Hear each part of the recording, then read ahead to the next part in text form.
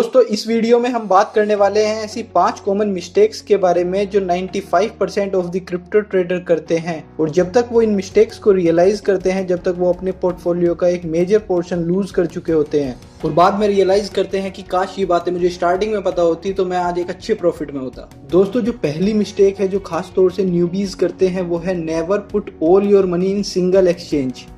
दोस्तों जो न्यूबीज होते हैं वो ये मिस्टेक कर देते हैं कि वो अपना सारा फंड एक ही एक्सचेंज पर डिपॉजिट कर देते हैं। उनको ये नहीं पता होता है कि क्रिप्टो एक रेगुलेटेड मार्केट नहीं है, एक्सचेंजेस पर गवर्नमेंट का 100% कंट्रोल नहीं होता है। तो आप अपने फंड्स को एक एक्सचेंज पर डालते हैं तो ये आपकी एक बड़ी मिस्टेक हो सकती है। अगर कल को उस एक्सचेंज के साथ कोई मेजर हैक हो जाता है और फंड लूज हो जाते हैं तो आपको अपने फंड्स के साथ कॉम्प्रोमाइज करना पड़ सकता है। पास्ट में ऐसे काफी इंसिडेंट हो चुके हैं। 2014 की बिगेस्ट एक्सचेंज mt.gox के हैक हो जाने के बाद अभी तक यूजर्स को उनके फंड नहीं मिले हैं। इसी तरह 2019 में क्रिप्टोपिया के हैक हो जाने के बाद यूजर्स को किसी भी तरह का फंड नहीं दिया गया। इसीलिए मैं आपको एडवाइस करूंगा कि आप मल्टीपल एक्सचेंजेस पर अपने फंड्स को रखिए और आप केवल ट्रेडिंग फंड्स को ही एक्सचेंज पर रखिए। लॉन्ग टर्म होल्डिंग के लिए मैं सजेस्ट करूंगा कि आप प्राइवेट वॉलेट या हार्डवेयर वॉलेट का ही यूज करें।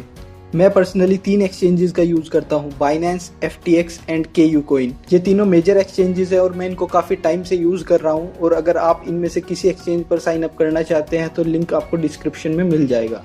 दोस्तों रूल नंबर 2 जो है वो है सेट योर टारगेट्स। दोस्तों अगर आप किसी कॉइन को बाय करते हैं तो आपके माइंड में एक टारगेट होना चाहिए कि आप इस कॉइन से कितना प्रॉफिट निकालना चाहते हैं। फॉर एग्जांपल अगर आज आप BNB को $400 पर बाय करते हैं तो आपके पास उसका एक एग्जिट स्ट्रेटेजी भी होनी चाहिए कि आप कितने प्रॉफिट पर उसको एग्जिट करना चाहते हैं, लाइक 20%, 30% और 2x। जितना ज्यादा आप रिवार्ड चाहेंगे उतना ज्यादा आपका रिस्क इंक्रीज होता जाएगा। मैक्सिमम टाइम ट्रेडर्स के साथ होता है कि वो कॉइन को एक इवेंट्स के लिए बाय तो कर लेते हैं लेकिन आप उसका सेलिंग टारगेट सेट नहीं रखते और आपको एक अच्छा प्रॉफिट भी हो जाता है लेकिन आप उसको बुक नहीं कर पाते और जब कॉइन डाउन आता है तो आप रिग्रेट करते हैं कि आपने प्रॉफिट बुक क्यों नहीं किया। तो जब तक आप टेक प्रॉफिट की हैबिट नहीं बनाएंगे तो जब तक आप एक अच्छा सेंट प्रॉफिट नहीं कमा सकते। Mistake number 3, most common mistake जो 95% ऑफ द न्यूबीज करते हैं और अपने पोर्टफोलियो को लूज करते हैं वो है don't put all your money in single coin. दोस्तों आप किसी इवेंट के बेस पर या किसी इन्फ्लुएंसर की एडवाइस पर किसी एक सिंगल कॉइन में अपने पूरे पोर्टफोलियो को लगा देते हैं तो ये आपकी एक सबसे बड़ी मिस्टेक हो सकती है।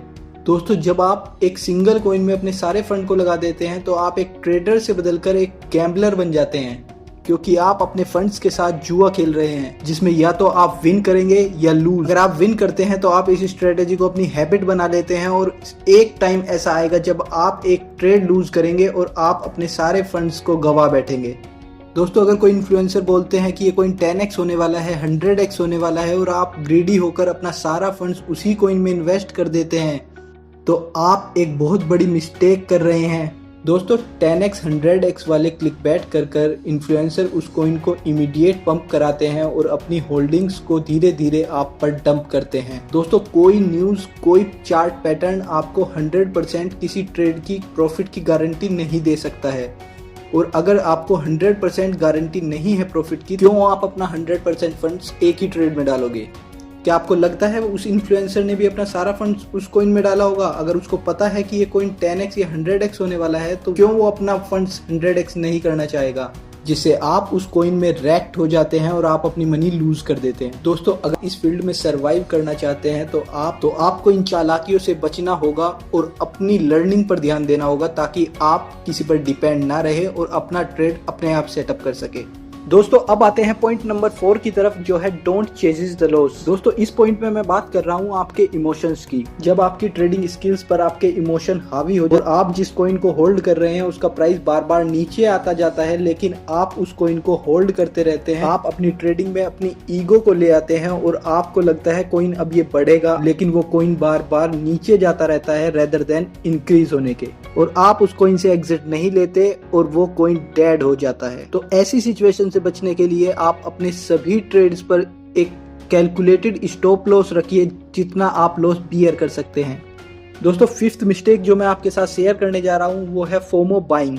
दोस्तों जब किसी प्रोजेक्ट की हाइप स्टार्ट होती है तो आप स्टार्टिंग में उसको बाय नहीं करते लेकिन जब उसका प्राइस कंटिन्यूसली इंक्रीज होता रहता है तो आप एक दिन फोमो में आकर उस कॉइन को बाय कर लेते हैं जो कि आपकी एक बड़ी मिस्टेक होती है। दोस्तों, जब चारों तरफ से किसी एक प्रोजेक्ट की बातें होने लगती है और उसका प्राइस एक हाई बना देता है, तो उसके बाद आपको उसमें एंट्री नहीं लेनी चाहिए, क्योंकि वो उस टाइम पर एक सुपर रिस्की डिसीजन हो जाता है। तो most of the time institution किसी प्रोजेक्ट को डिप में बाय करते हैं, उसको धीरे धीरे एक्यूमुलेट करते हैं, लेकिन और प्रोजेक्ट टीम और इन्फ्लुएंसर्स के साथ मिलकर उस प्रोजेक्ट की हाइप बनाई जाती है। जब वो कोइन एक पीक बना देता है, जब आप जैसे रिटेल इन्वेस्टर्स के ऊपर उस कोइन को डंप किया जाता है। दोस्तों, अभी रिसेंट डेज में शिबा इनू, डोज कोइन जैसे काफी मीम प्रोजेक्ट्स के साथ ये किया गया है, जिसमें काफी सारे रिटेल इन्वेस्टर्स स्टक हो गए हैं।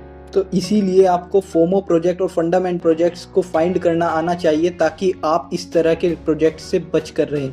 दोस्तों, क्रिप्टो में मेरा 5 साल का एक्सपीरियंस है और मैं अपने एक्सपीरियंस के बेस से कह सकता हूं कि अगर आप इन 5 टिप्स को फॉलो करते हैं तो आप किसी भी सिचुएशन में रैक नहीं होंगे और इस मार्केट में सर्वाइव करेंगे और एक अच्छा प्रॉफिट कमाएंगे।